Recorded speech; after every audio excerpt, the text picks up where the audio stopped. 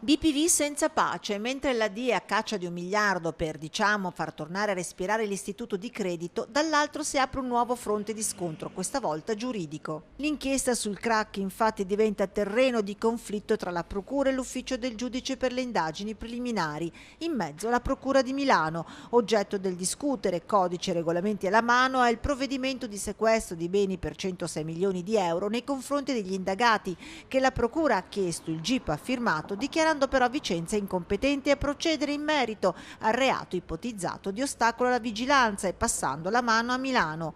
Procura di Milano che avrebbe messo le mani avanti.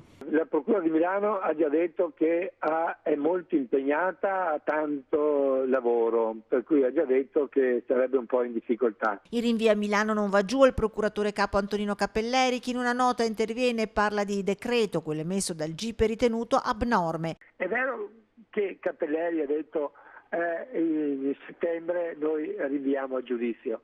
Se è fatto bene, sarebbe opportuno che stesse qua.